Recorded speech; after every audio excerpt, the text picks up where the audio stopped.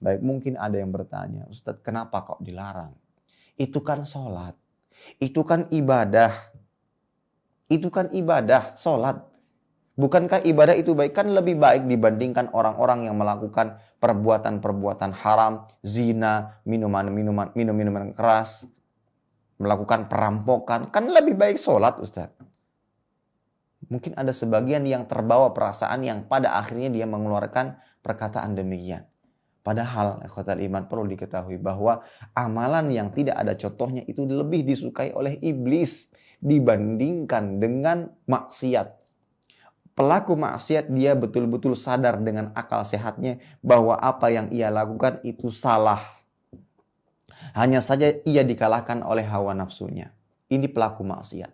Sementara orang-orang yang melakukan amalan yang tidak ada contohnya dia tidak sadar. Dia menganggap itu benar padahal tidak. Padahal sia-sia. Ya. Dalilnya apa? Ini adalah hadis kisah yang sering kali diulang-ulang berkaitan dengan masalah ini. Yaitu 3 orang yang datang ke rumah Nabi SAW kemudian bertanya kepada istri Nabi tentang amalan Nabi SAW. Setelah disampaikan, ka'annahum taqalluha. Seakan-akan mereka menganggap sedikit sekali amal Nabi SAW.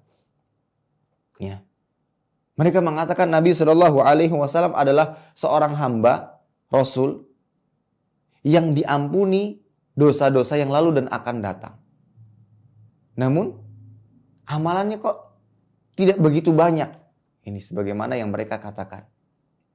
Yang pada akhirnya, kita harus jauh lebih banyak dibandingkan apa yang dilakukan oleh Nabi SAW. Akhirnya yang pertama ada 3 orang. Yang pertama mengatakan akan sholat malam tidak tidur. Ada yang berpuasa tidak berbuka. Ada yang tidak mau menikah. Ini semua berasal dari ketulusan hati, keimanan yang kuat, keikhlasan hati. Sampai-sampai mereka berani melakukan hal tersebut. Puasa gak buka-buka. Sholat malam tidak tidur-tidur. Bahkan tidak mau menikah. Ya, ini modal semangat yang luar biasa.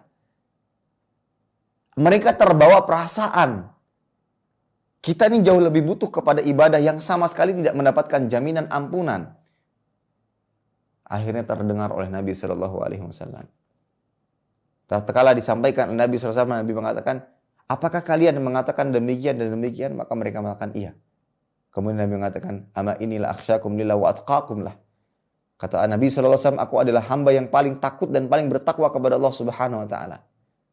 Akan tapi kata Nabi SAW, aku sholat malam dan tidur. Aku berpuasa dan berbuka. Dan Nabi SAW menikah. Kemudian di akhir Nabi mengatakan, faman raghiba an sunnati falaysa minni, barang siapa yang benci akan sunnahku.